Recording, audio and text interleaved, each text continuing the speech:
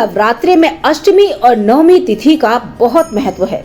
अष्टमी तिथि को महागौरी की पूजा का विधान है, तो महानवमी पर मां सिद्धिदात्री की पूजा होती है। अष्टमी और नवमी तिथि को लोग कन्या पूजन करते हैं और इस दिन छोटी छोटी कन्याओं को न्योता देकर घर बुलाया जाता है और उन्हें हलवा, चने और पूरी का प्रसाद खिलाया जाता है। इसके बाद देवी स्वरूप कन्याओं का आशीर्वाद लेकर उन्हें सामर्थ्य के अनुसार कोई उपहार या पैसे दिए जाते हैं।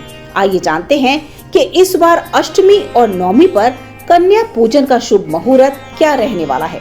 हिंदू पंचांग के अनुसार अष्टमी तिथि 4 अप्रैल को रात 8:12 से शुरू होकर 5 अप्रैल 7:26 पर समाप्त होगी।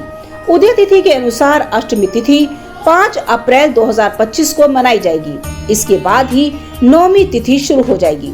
इस बार 6 अप्रैल को नवरात्रि की नवमी तिथि के साथ राम नवमी भी है।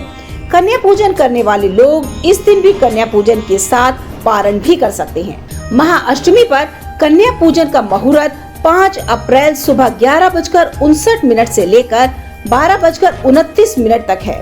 महानवमी पर कन्या पूजन का मुहूर्त 6 अप्रैल को सुबह 11:59 से दोपहर 12:50 तक है। कन्या पूजन में ब्रह्म मुहूर्त में उठें और स्नान करें, स्वच्छ कपड़े पहने, अपने घर के मंदिर को साफ करें, थोड़े गंगा जल का छिड़काव करें और फिर माँ दुर्गा का चित्र या मूर्ति का गंगा जल से अभिषेक करें। माँ को लाल फूल, फल, अक्षत, सिंदूर, धूप, दीप, नैवेद्य आदि चढ़ाएं। फिर देवी को उनका प्रिय भोग लगाएं। अष्टमी को माँ महागौरी की पूजा होती है और नवमी को माँ सिद्धिदात्री की पूजा होती है। इस दिन माँ को खीर, पूरी और चने की सब्जी का भोग लगता है।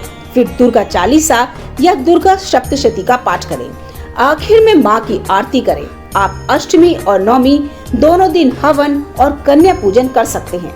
कन्या पूजन विधि। कन्या पूजन के बिना नवरात्रे अधूरे हैं। मान्यता है कि नवरात्रि में कन्या पूजन करने से माँ की विशेष कृपा प्राप्त होती है और माँ को प्रसन्न करने से मनवांछित फलों की प्राप्ति होती है। कन्या पूजन करना इसीलिए भी आवश्यक है क्योंकि कहा जाता है कि छोटी कन्याएं माँ दुर्गा की स्वरूप होती हैं। उनका पूजन करना, सम्मान करना माँ दुर्गा की पूजा के समान ही होता है। अष्टमी या महानवमी पर कन्या पूजन से एक दिन पहले ही कन्याओं को घर आने का निमंत्रण दें। जब कन्याएं पूजन के दिन आएं, तो पहले सम्मान के साथ घर में उनका स्वागत करें, फिर उनके पैर धुलाएं और फिर साफ आसन पर बिठाएं। उनकी आरती करें, चंदन का टीका लगाएं और हाथ में रक्षा सूत्र बांधें। फिर उन्हें भोजन कराएं। ध्यान रखें कि उनके खाने में लहसुन और प्याज ना हो। खाने में खीर, पूरी, चने की सब्जी आदि खिलाएं और फिर भोजन होने के बाद उनके हाथ धुलाएं। इसके बाद दान, दक्षिणा और उपहार देकर उनके पैर छूकर प्रणाम करें। माँ दुर्गा के जयकारे लगाकर उन्हें सम्मान पूर्वक विदा करें। तमाम बड़ी खबरों के लिए बने रहिए किन्नी टाइम्स के साथ। वीडियो को लाइक करें, चैनल को सब्सक्राइब करना ना भूलें।